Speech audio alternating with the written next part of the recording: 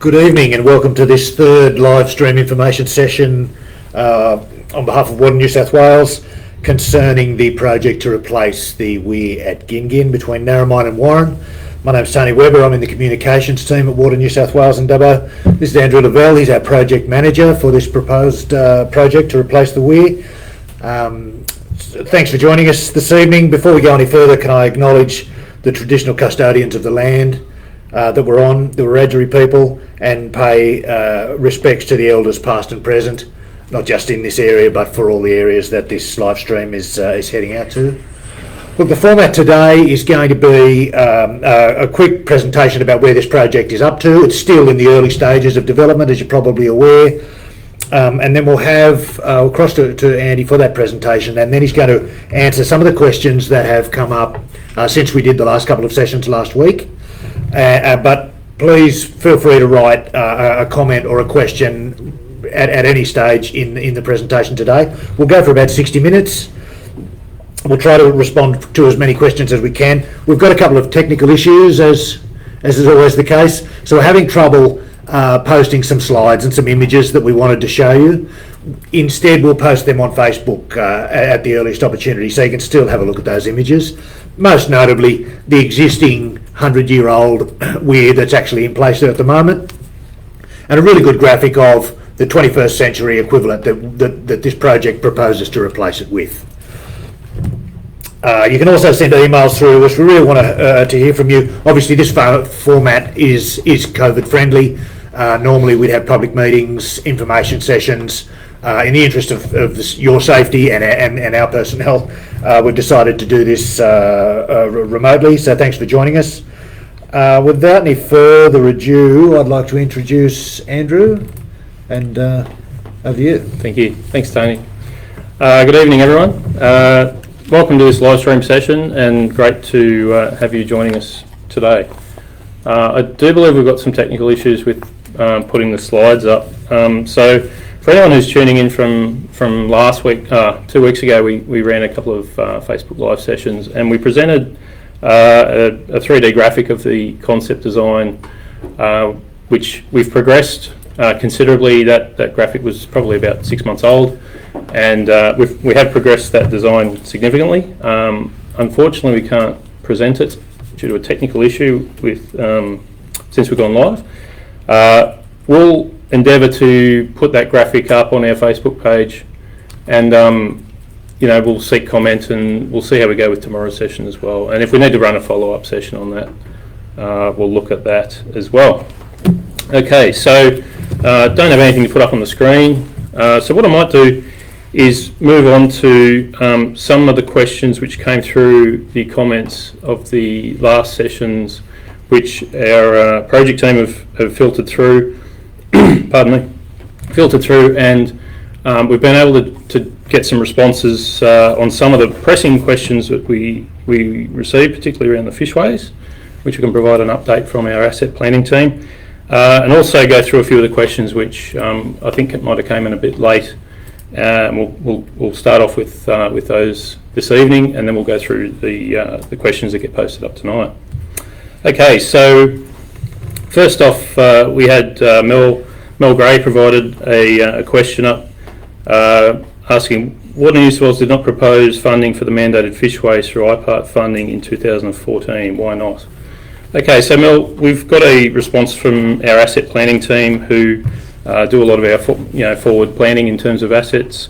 So their response to that was, in response to the escalating cost of fish passage offset projects associated with dam safety upgrades, these projects were put on hold in 2014 by the New South Wales Water Minister at the time, Katrina Hodgkinson, until the least cost means of providing fish passage could be determined. Water New South Wales finalised the project in May 2020, so a few months ago, that has sought to determine the least cost means of providing fish passage on the nominated assets. Project deliverables included concept designs for the 8 dam safety upgrade offsets, and preliminary designs for these 8 sites, progressing through to concept designs for the remaining 4 offset sites, will be developed in FY21 and 22. Water New South Wales is proposing to apply IPART funding within the forthcoming FY 2023 to 26 rural pricing period to allow for the recommencement of the Dam Safety Upgrade Fish Passage Offset Project. Water New South Wales is also represented on the Ministerial Task Force on Fish Passage, which includes representation from DPI Fisheries, independent fish passage scientists and water user representatives, which aim to leverage all available funding opportunities to ensure the highest priority fish passage requirements are funded via a strategic program across the state. So that's a fairly comprehensive response, which I hope addresses a lot of those questions that have come in recently. A few other questions we had, which I won't go through. Some of them are quite lengthy, but I'll get to the point of those questions as well. Matt Hanson asked a question around the weir pool at Gingin, and it cannot be artificially lowered, only nature can do that. What are the Water New South Wales guidelines and strategies around managing artificial and substantial drops in a proposed new weir pool? At peak times when Murray cod, and in particular catfish, are breeding during the peak irrigation season, we all know that substantial flow variance is a key threatening process that has seen the demise of many native fish species. That's a very good question, Matt, and our direct response to that will be that we formed an operating requirements working group, and we also have a series of stakeholder workshops where this sort of input is helping us to form the operating requirements for the new weir, and we absolutely want to ensure that these types of requirements are built into that. And fisheries are represented on those groups, and they've raised the same issues. So part of the operating requirements will address those. Bron Powell's asked the question around, answering the question around reduction in planned environmental water. Currently rainfall rejection is planned environmental water, and capturing it is reducing planned environmental water. How is this legal under the Water Act and the Murray-Darling Basin Plan? Well, Bron, the direct answer to that question is that water that's released for orders in the Macquarie system from Burrendong Dam is operational water. It's based on orders that are required to be met, and if those orders are cancelled, it's still operational water to either be taken up. There are some idiosyncrasies around how it gets treated if it doesn't get taken up, and I do think it's calculated as planned environmental water that way forward, but its intended release from Burrendong is operational purposes. So that's why the re-regulating storage would be looking to capture those volumes and hold them to meet orders. So basically what comes out of Burrendong would be captured, and then that would still meet orders into the future. Justine's asked a question around the Water New South Wales nominating itself to conduct the EPBC Act referral. Well, surely this is judge, jury and executioner. We are the proponent for the project, so we have to make that referral to the Commonwealth agencies. That's an environmental. Yeah, so the EPBC Act, Environmental Protection and Biodiversity Conservation Act, is the federal act which the marshes are listed under. So we have to make that referral. Yeah. Emily Holmes has asked a question: what effect will this structure have on the Ramsar listed Macquarie marshes downstream? We don't know that yet. The EIS will undertake the assessments of that, and that will progress next year. So we'll be able to have an answer to that in about 12 months' time, should the project proceed past business case. So we'll be able to answer those questions. We've got a few to just summarise through here. Matt Hanson's asked about can Water New South Wales guarantee that lobbying from the irrigation sector won't see the fishway on this structure forgotten about, like the last three fishways from 9 years ago. So it is a legislative requirement for us to build the fishway into this storage, and the new design, which unfortunately we can't present, would have shown that, but we'll put that up. It'll show the fishway.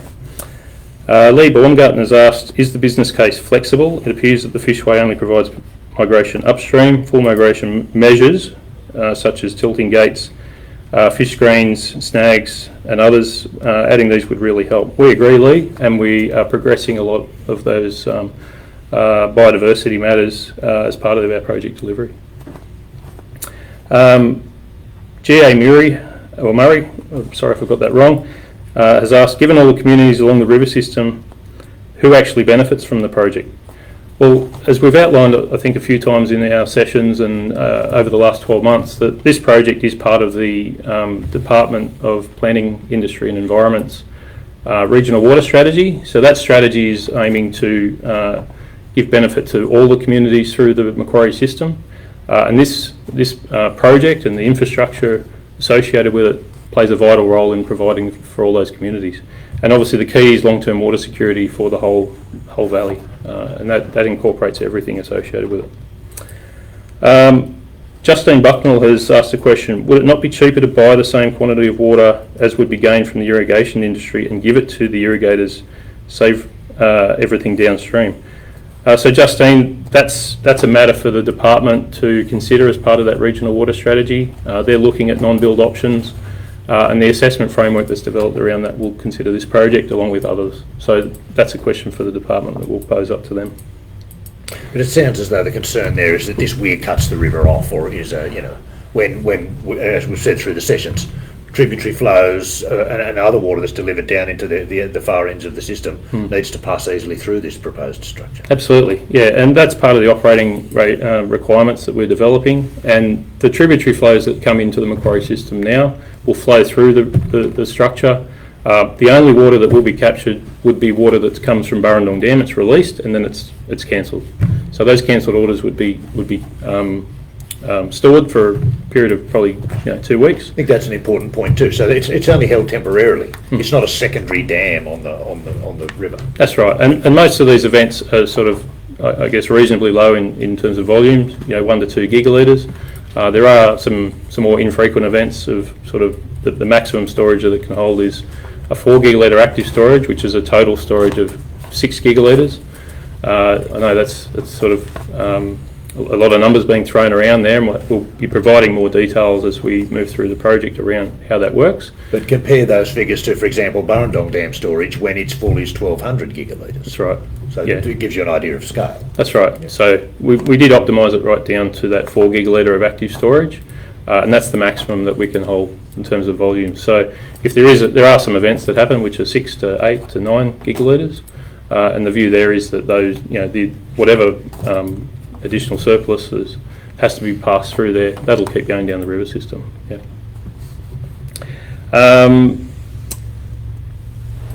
Next question is, after the native fish have passed through the new fishway at Gingin, sorry, this is from Mal Birrell.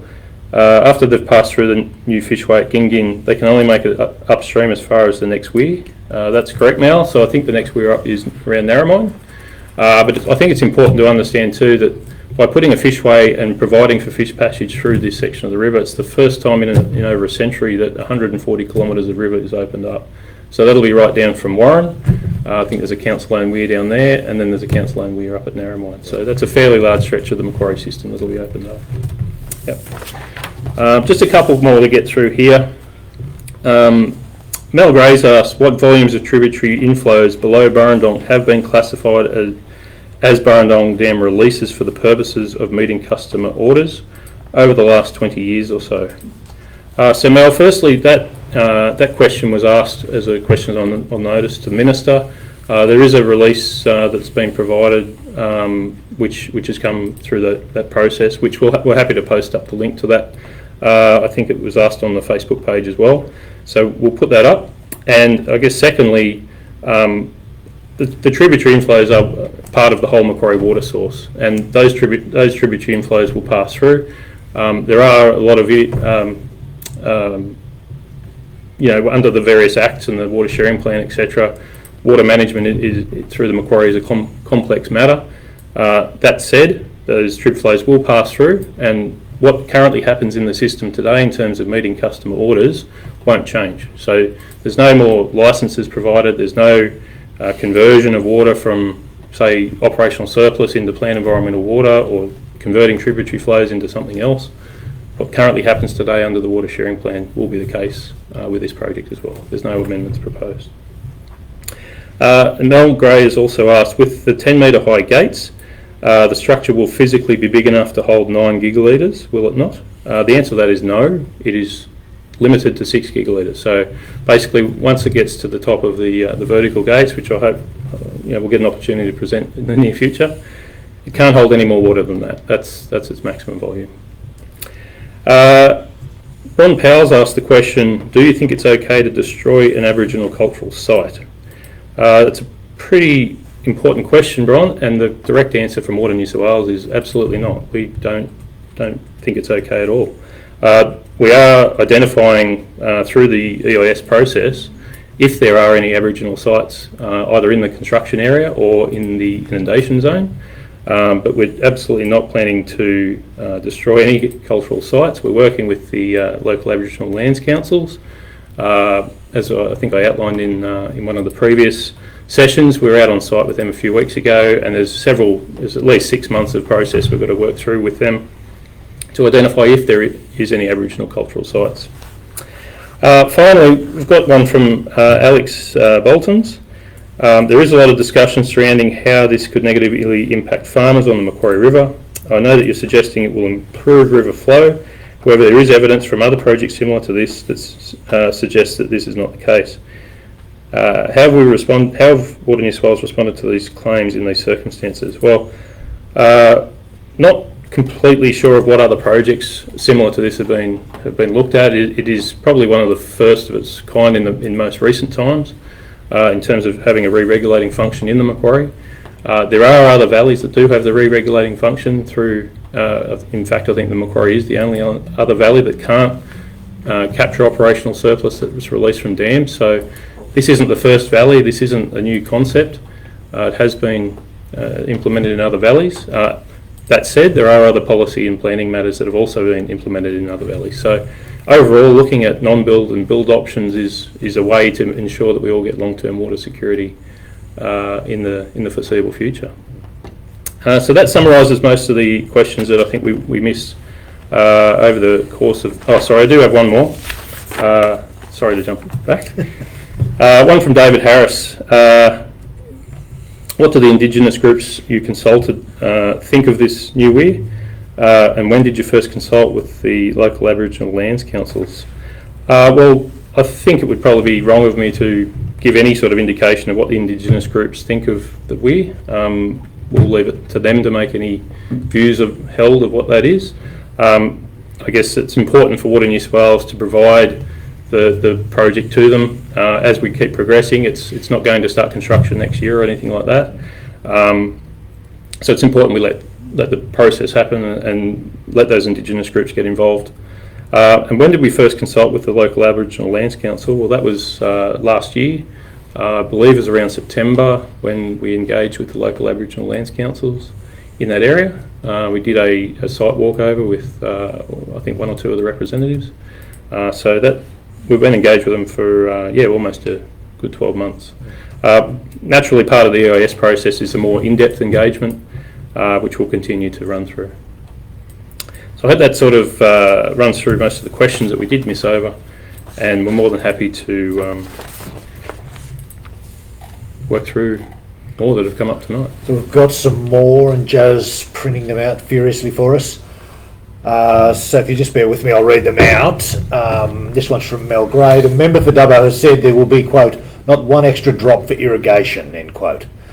There will be an increase in the volume available for general security. The volume has been shared to some stakeholders. Why can't the volume of extra water that will be available to general security customers through increased reliability be made public? Why can't the volume be made public? Why can't the volume be made public? Well, this project is Cabinet sensitive. It is a business case that will go to Cabinet, and Water New South Wales as the proponent are not in a position to be making public statements of the business case. Naturally, as the business case gets submitted, it goes through its various processes. That's a discussion and that's a decision for government to disclose those figures. So things such as what's the capital cost of the project, what volume of water can this project provide in terms of benefit, all those details are cabinet sensitive information that, if we're instructed to release that information, we're more than happy to do so, but it's not our position to do so. Okay, next question. Thanks, Andrew. Justine Bucknell, the water saved from this weir will be the same amount of water denied the environment downstream. It is also the same megalitre denied the unregulated irrigators below the marshes. So the jobs created at Gingin will be lost in the unregulated irrigation industry section. So I guess this goes to the notion that this weir, impedes flows downstream. Yeah, okay, so the water saved from this weir, so the volumes of water that would be captured in the re-regulating storage are essentially water that's released from Burrendong Dam. So it was released from that dam with an intended purpose to meet a customer order. And those customer orders could be irrigation, it could be on-farm for various reasons, it could be industry, such as mining or we've got some industries here in Dubbo that have access to that water. So if those orders are cancelled, and most of those orders that are cancelled are for irrigation purposes when there are conditions where the rainfall meets the need, and the water that's re-regulated is for the benefit of the whole valley. So I know that the question asked is sort of around irrigation, or it's more talking about the unregulated irrigators, I should say. But the jobs aspect of this is it's all focused around the whole Macquarie Valley. So it's important to understand that this is about long-term water security, and it won't necessarily change the way that water is delivered fundamentally from Burrendong Dam. But what it will do is it will hold the volumes in Burrendong Dam for a longer period of time. We've all probably got an understanding that Burrendong hit almost its empty state of, I think, got to 1.5% from memory. The key here is to understand that this is about ensuring that the water can be held in Burrendong Dam, and that benefits the whole Macquarie Valley. So if we talk about jobs and benefits for the project, it's ensuring that we don't get into a situation where we have drought again. It's ensuring that we have appropriate infrastructure in place to manage water efficiently and effectively, ensuring that water gets to where it needs to, including the environment and including the marshes. And that's really the focus of this project. The department have given us some very clear indications on that the project does need to meet the long-term objectives of ensuring we never get into those situations of drought where we possibly talk about worst case scenarios. And that's really the benefit the project's looking to give. Right. Tony, I apologise if I pronounce your name incorrectly, Murray Smith. Can you please clarify the Warren Advocate has printed in today's paper that the proposed weir is a gated structure which can temporarily capture smaller volumes of water that are tributary flows and flood events through the Macquarie marshes? Okay, I haven't seen the Warren Advocate's article. I can pretty much categorically say that is an error in the printing. Temporarily capture smaller volumes of water that are tributary flows and flood events through the Macquarie marshes. Well, that is not the objective of this project. Tributary flows will pass through this structure. Flood events, as they come through the Macquarie system, will pass through this structure. It's got some large floodgates, which are, the structure's built quite high. It's got two 9-metre floodgates to pass those large flow events through. And the way in which those waters, in terms of tributary flows and flood events, the way in which they're managed through the Macquarie system today is what they will be post this project, should it go ahead. So if that weir was in place today, those waters would pass through it. Yeah. Yep. And I guess the saving is where irrigation orders are cancelled and then caught temporarily at the proposed weir site, they can then be released from there rather than calling on water from the dam. So the water doesn't have to travel so far in the heat of summer.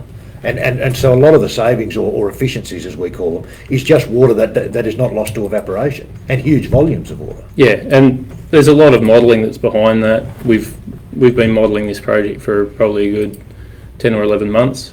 And there's probably still at least another 6 months worth of modelling to go. We have finalised the modelling with the department, and they've got the implementation of the climate change guidelines. So that gives us I think something like 5,000 different sequences of scenarios, and a lot of those are drought based as well.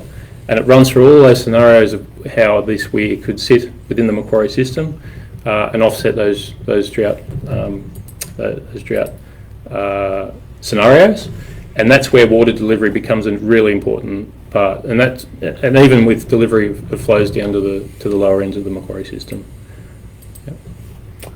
Another one from Tony. How will this impact the Macquarie marshes, and can you please post the results of the environmental impact studies conducted regarding the Ramsar listed UNESCO Macquarie marshes?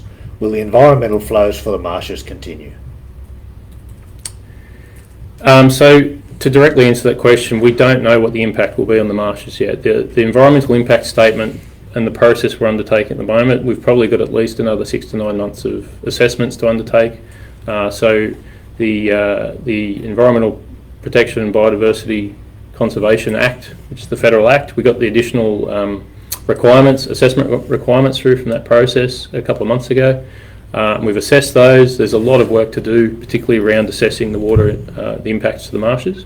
So we probably won't have that environmental impact statement ready until more likely late 2021. We were hoping it would be completed a lot earlier, because we do want to consult with groups and communities and agencies, and we want to go through that process.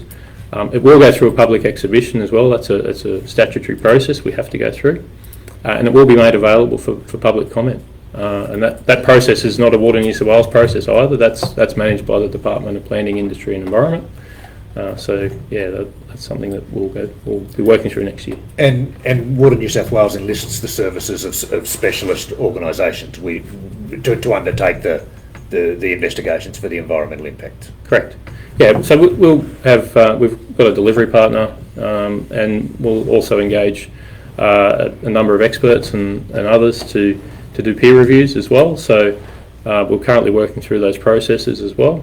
And we want to make sure that this project is put forward. There's all the information that we develop as part of that EIS. It will be a very lengthy document at the end of it, but everything will be detailed there for public exhibition.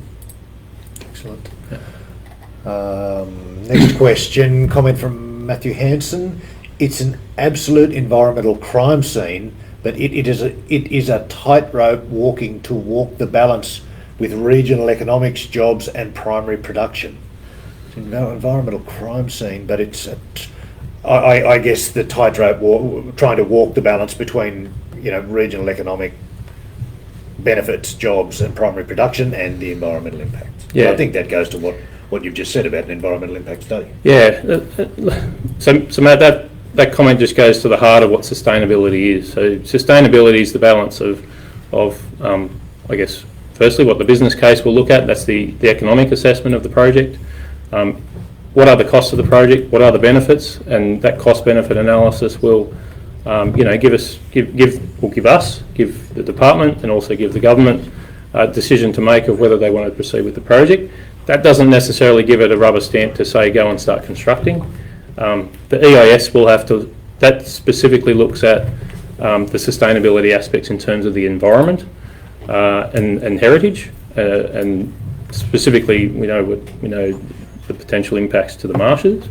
So that EIS process has to go through a dual approval as well. So both state and federal sign off.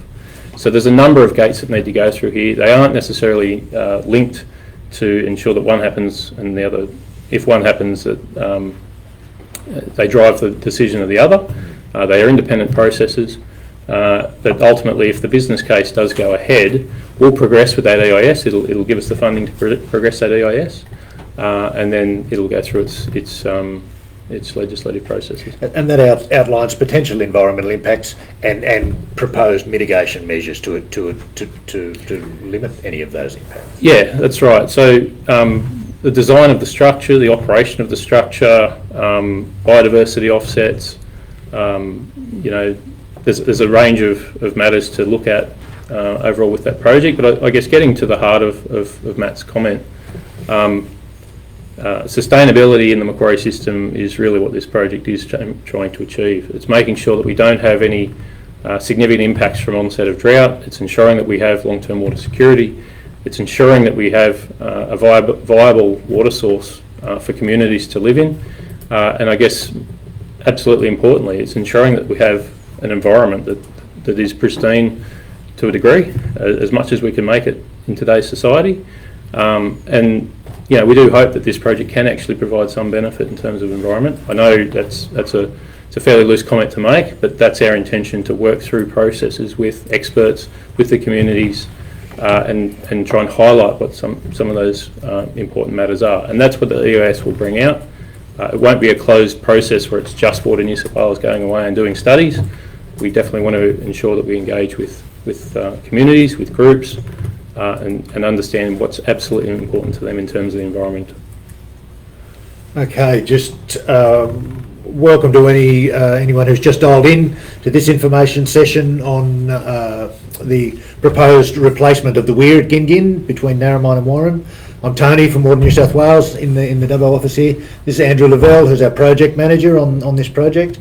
So we're just taking questions. By all means, please dial into the session with any comments or questions that you might have. We were talking earlier about the environmental impact study process being completed at the end of next year. The business case is due for completion. Business case is due for completion late this year. Right. So we're and that's a cost benefit analysis. Yeah, and that's stack up. Yeah, so that business case will be very high quality. It'll be developed to New South Wales Treasury guidelines. It will also go through an Infrastructure New South Wales assessment process. It's the Gateway 2 process, which is a heap of publicly available information on the Infrastructure New South Wales website about that. So that'll be peer reviewed with industry experts, basically looking at construction aspects. Is the business case robust and meets all the requirements? And then it'll go to government to make an investment decision. So even though there's been a lot of work done to date, this proposal is still in its early stages. Look, overall, yeah, it's not like the business case would be rubber stamped and all of a sudden we just get on and construct it. There's still a lot of design work. There's operational matters that we need to work through, and most notably the EIS. It's not a quick process. It will take time. Most EISs probably take overall from the time that they're sort of identified right through to completion. Probably take the better part of 2 years. So we're, almost a year into that process. So we expect if the business case is approved, that EIS will take probably the better part of next year to get through. Right. Yeah. Some questions coming through, more from Mel. The definition of operational surpluses given in the scoping report includes some tributary flows. Therefore, the project will be able to catch some tributary flows. Okay, so the scoping report, as it was submitted, and as I understand it, there may be a couple of words missing from the overall documentation from memory. I don't have it on hand, so I can't provide that direct answer. But I believe the scoping report states that orders that are met by tributary flows, not capturing tributary flows. So I think it's an important distinction to make that what's written in the scoping report is specifically around capturing water that is released from Burrendong Dam that is cancelled and is then going to be looking to be stored in the re-regulating storage in the middle of the Macquarie system. But the tributary flows that come down, there are various elements of the water sharing plan where, for those high flow events, they can meet orders. So that's what currently happens today. This project won't be changing that process. So, if we had a flow event where water comes down in through the Talbragar into the Macquarie system, that water is part of the Macquarie water source and it meets orders. So nothing will really change.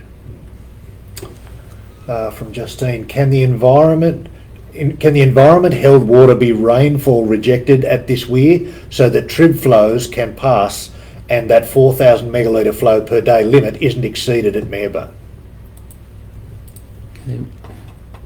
So, general security, environmental water, it's less likely to be cancelled though, isn't it? Because its benefits are more often than not within the river itself rather than influenced by rainfall in the case of irrigation. Yeah, so I guess the answer to Justine's question is absolutely.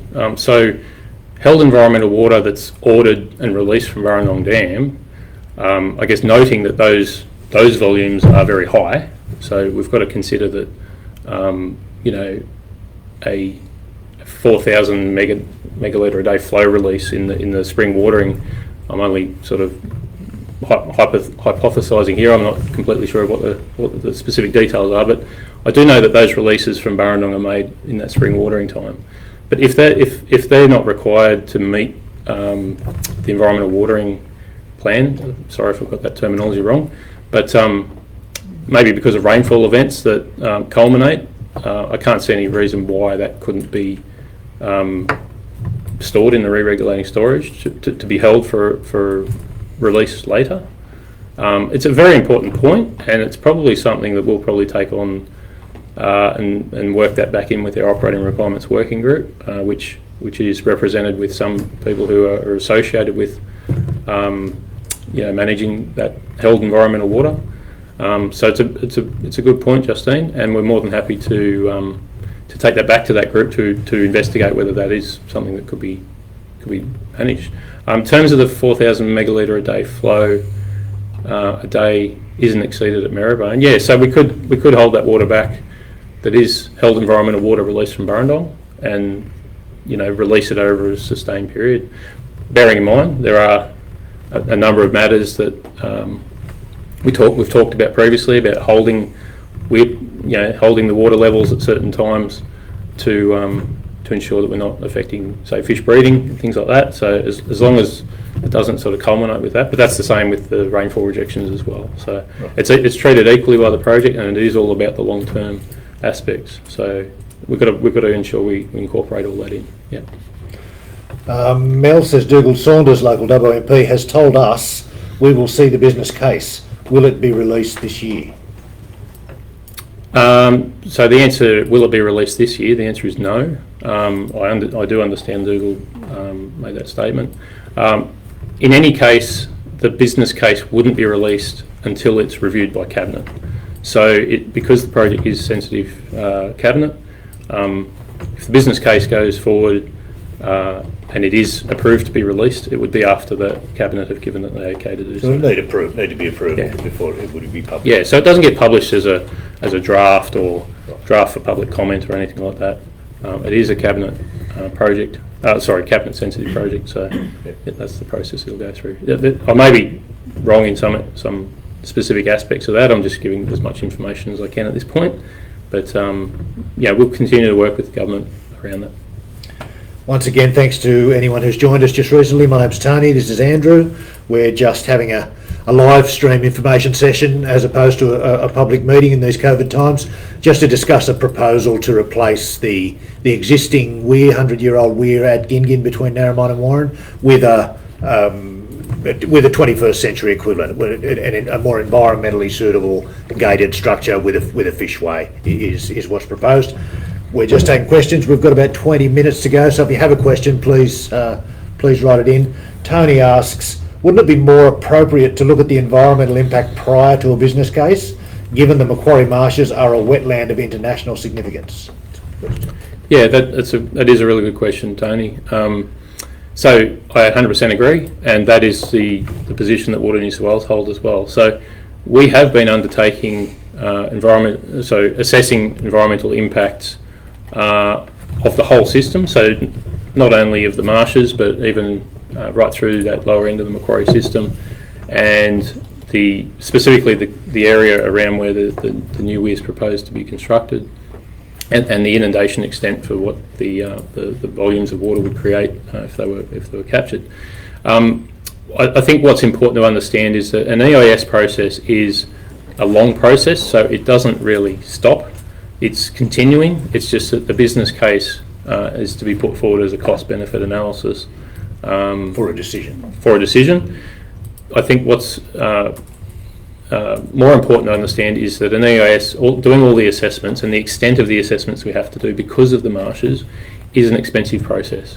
So it does need to obviously be considered that is the project viable from a cost-benefit perspective. If that is the case, then it'll go through to the next process, which is the environmental impact statement. So if we did the environmental impact statement, all of the studies, and the project was found to not be viable from a cost-benefit perspective, basically a lot of those studies would have been completed, and you would have made a decision to say, well, it wasn't a viable project from a cost-benefit perspective. That said, it did go through a previous gate from a strategic level. We completed the strategic business case, and from that high-level assessment process, it was viable. It is a feasible project, hence why it's gone through the final business case. Tony also asked, have you involved New South Wales National Parks and Wildlife in this discussion yet? Yep. Parks and Wildlife have been involved in a couple of the meetings we've had, and they'll continue to be part of our consultation processes. And who else is in that? Fisheries as well? Fisheries? There's a long list. Yeah, so specialist agencies, I guess. Yeah, I guess looking at it holistically, federal and state agencies, Aboriginal communities and the local Aboriginal lands councils, local councils, so particularly around Narromine and Warren and the other councils downstream of there. We're more than happy. We're probably looking at meeting with Bogan Council as well. Spoke to Warren and Narromine during the last met with them last week. Okay. And any other group locally. So we're more than happy to have any group approach us and say we want to be more informed of this project. As I say, we've got the design. We've got a lot of other material available to present. It will take a lot of time, and we're more than happy to specifically address any matters. And all those various groups, when I referenced our operating requirements working group, so that is represented by a lot of those state and federal agencies, and the stakeholder workshops that we're also running. That was a process that where we had nominations from various groups to be part of that process, and we value those processes going forward. There'll be more opportunities for those workshops going forward. And even into next year to keep informing us of what's important for this project. Great, thanks. Tony Quigley says, when is the held environmental water going to be measured to the irrigator's standard AS 4747 so everyone can have confidence that only the right amount is delivered? So I think that my interpretation is when are we holding environmental water to the same standard as water delivered for irrigation? To be honest, so I can't answer that question. It's not something. It's probably not a question that's directly relevant to this project. But as most of these types of questions come up, we're more than happy to take it back, and we'll try and find out if we can get an answer or direct the answer to where that answer could be provided to. Sorry, Tony. That's all right. Covered them all. This question is about the exceedance flows at Bells Bridge, Corinda. This is a little bit technical. They indicate that flow will be zero approximately 76% of the time after the weir is implemented. So that's Bells Bridge at Corinda. How can fish traverse this dry riverbed for fish passage connectivity with the Barwon? Pre-development, there was a flow at Corinda greater than 90% of the time.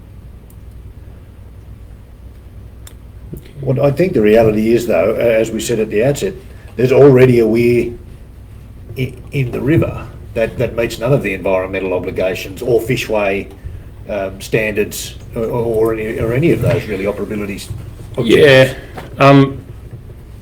Look, I guess reading into that question, I'd be happy to again take this question offline as well, because the source of that information, as I stated, we've only just completed the modelling with the department's IQQM model, and I'm not sure whether that information that Justine's posted there correlates with that modelling, and to be completely honest, I don't think it would. So more than happy to have you send that question in to our email address, Justine, and it'd be good also if you could provide a reference to where the information came from, just so we can correlate it with the modelling we've done and be able to provide you an appropriate response. It's a hydrometric question that isn't necessarily in my repertoire to provide an answer to. Right. So if we have any further questions, by all means send them through. We've got about 15 minutes to go on this live stream information session. There'll also be another session at 12 p.m. today. So 12 noon tomorrow, between 12 and 1, we encourage you to come along, or if you know anybody that's interested in the project that hasn't had an opportunity to dial in already for the first 3 sessions, encourage them to dial in. As I said, this has been a COVID approach, given that ordinarily we'd go to a public meeting or or some sort of community information session. In the interest of public safety, we haven't been able to take that approach for this project as it stands, but we want to reassure the community this is not the start and end of the community consultation and the engagement that we're going to undertake with this project, as is the environmental impact assessments, bringing the community along, keeping the community informed, and hearing back from the community about issues such as you've raised this evening are a fundamental component of all the projects we undertake, not just this one. So we outside of this forum, we still really want to hear from you. Please contact us either via the Facebook page or via our email, dedicated email address there. There's also a lot of information on the project on our website. Some really good graphics that make, I guess, sometimes technical terms and just more understandable. If you can actually see some of the animation of what's proposed under the project, it helps explain some of the technical information about fishways and weirs and the nature of the structure. Yeah. So just on one other matter that I think was raised at the last session, I think maybe the first session and the second session, there were a few comments about pegging the site out, I think possibly I may have misunderstood the question about maybe related to construction, but going back through the comments, we did identify that the intent of the question was more about having an understanding of what the site is and how it's physically, how it will look, and whilst the graphic that we've developed gives a good visual representation of it, an understanding of what river heights and levels would be at various stages of the river level rising should the capture of operational surplus or those cancelled orders happen from time to time. So we've gone back to our engineering team with those comments and questions, and I got a response from them this week, which is really important. So we've got all the survey data sort of outlined in some graphics, which we'll have to just go through a process of reviewing. And we're more than happy to, I guess, look at how we can engage with everyone here tonight, everyone who's wanting to know what will it look like. What will be the inundations at certain levels, how frequent that happens. And we've got some graphics which we'll probably look at. We've come up with a solution to get those out. Normally we'd be happy to go and meet out on site, and I guess we interpreted the pegging out of putting some pegs in the ground at survey points and being able to understand what those river heights are. Unfortunately, due to the COVID restrictions, which we're hoping will sort of lay off maybe in another few weeks for us, we might provide us an opportunity to do that. But if we don't have that opportunity, we've got an online capability to put that up, and we'll post that both on our webpage and possibly Facebook page that we'll look at possibly implementing. There's still some gates and checks we've got to go through to make sure if that can actually be working. But it is our intention to try and do that. We understand that there's a call for it, and we'll try and meet that need as much as we can. So if you've got any thoughts on that, keep asking questions, email us, Facebook comment, whatever. We're more than happy to hear that, and we're more than happy to get those requirements in. So just confirming, those graphics will be posted on the Facebook page, so they'll be made available at the earliest opportunity. I think one of the things that I found interesting was when you speak about an operating range, so the height of the weir, should the project come to pass, you referred to it's possibly you could run the water about a metre below what is possible with the existing rigid structure, and at its highest point would probably only be a metre above that structure. No, the range is actually a lot greater, Tony. So the current height of the weir, so doing a bit of high-level verbal comparative analysis of that, is with the proposed new structure, bearing in mind that it's still being worked through with the operating requirements group, working group. We actually had a meeting earlier this week, which was very constructive.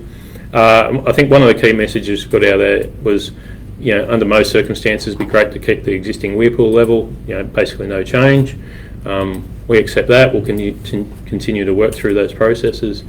From there down, we can actually go down 3.5 metres. Oh. So the river level can go down to 3.5 metres, and that is something we've outlined with that group, that under certain circumstances, when we've got low flows, when there's no need to hold a weir pool there, we may have the capability of maintaining a natural river flow through the system. Those large gates come up out of the water, Right. and that allows for a natural river system. On the other end of the range scale is from the crest up, we can go up about 5 metres. Bearing in mind that that's a fairly infrequent event. That's like a 1 in 5 year type event. Flood event. Flood event? Oh. Well, not a flood event, but Significant. where a large volume of water is coming down the system, and the orders cancelled are very high. Right, okay. But most of the events are sort of 1 to 2 gigalitres, Right. as all the trending has showed us, and that's looking at the data over the last 12 years. And the operating range then will sort of only be about maybe 1.5 metres higher than the current weir. Right. So under normal circumstances, it would either be where the current weir is, when whether we want to capture cancelled orders, those times, the river will rise up. Right. Yeah. Right.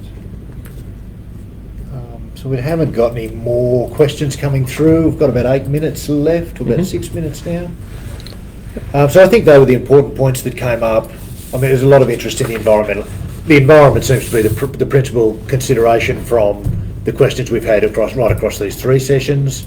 I guess we've really strived to reassure people that there are strict environmental rules and controls and approvals that need to be accompanied with any project that takes place in a river, including this proposal.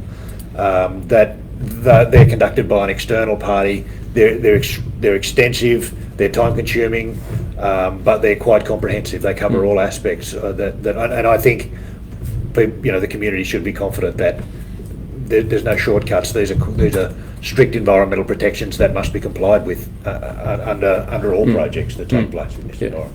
Yeah, that's correct. And there's scope for the public to see what's been identified, what mitigation measures have been proposed, and to comment on that as part of before that EIS is signed off. Yeah, and that will have a comprehensive assessment of the marshes as well. Right. There's a lot of hydrology and geomorphology, a whole range of technical terms that I could rattle off that the EIS will cover. But it also looks at all sorts of important matters such as truck movements, amount of dust that the project would create from a construction point, right, okay. where we're going to source the materials, so the materials have to be sourced sustainably. Right. How we're going to, if the project does go ahead, if the old weir was decommissioned, there's quite significant, there's been 120 years of silt build up behind that structure. Right. How we would manage that desilting process and get rid of all that silt out of the river system, how we would dispose of all the concrete for the old structure. So the EIS covers everything environmentally in terms of the whole project. So Right. it looks at every part of the assessment process. Right. Yeah. Right. One final question. I'm not sure what that acronym is. The MLDRIN, have they and NBAN been consulted yet? Yeah.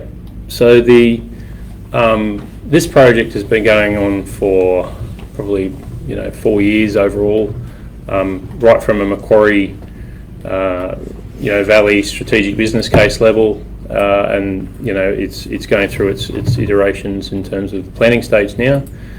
So I wasn't project managing the strategic business case. However, Mildren were represented, so they're an Aboriginal representation group, Right.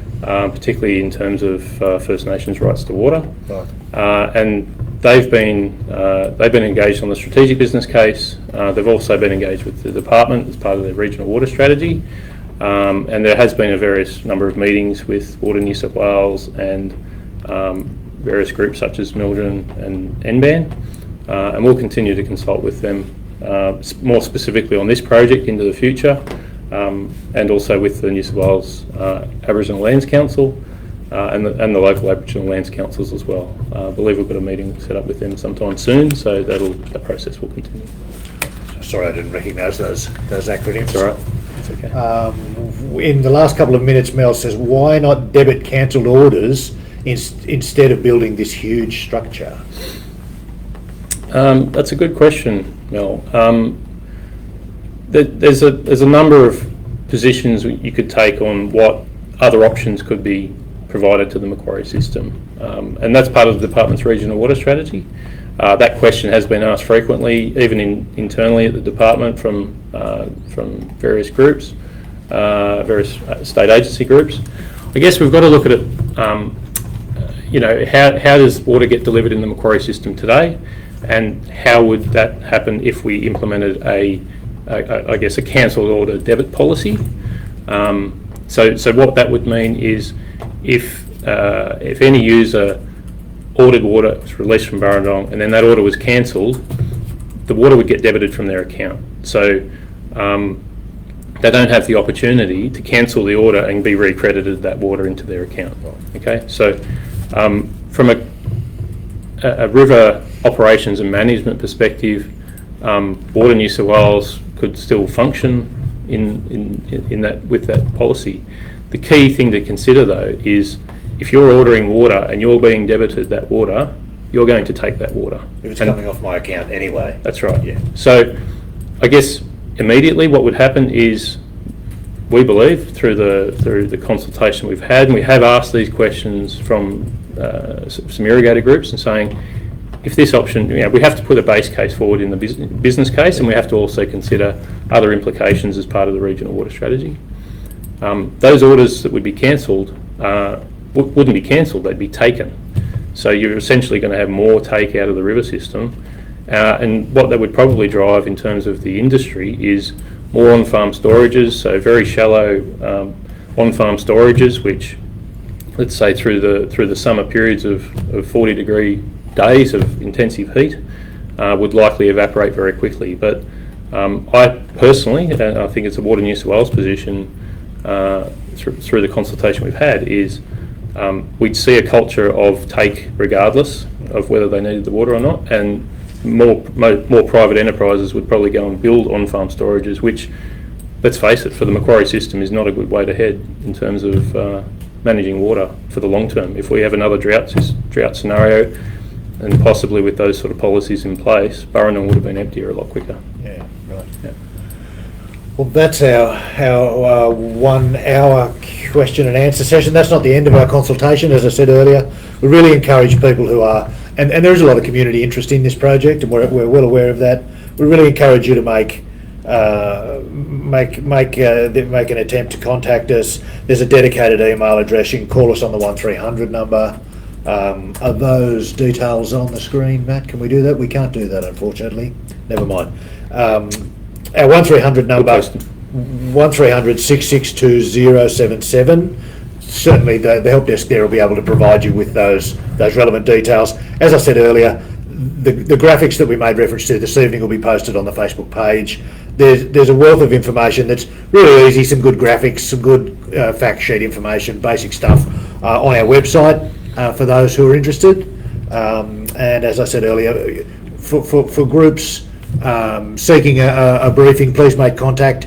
Andy's been doing the rounds of local governments and other groups with some enthusiasm as best he can in the COVID circumstances. And please, just a last reminder of our session at noon tomorrow. So thanks for everyone who dialed in. Thank you for your questions. Thank you for your interest. Have a good evening. Thank you. Good evening.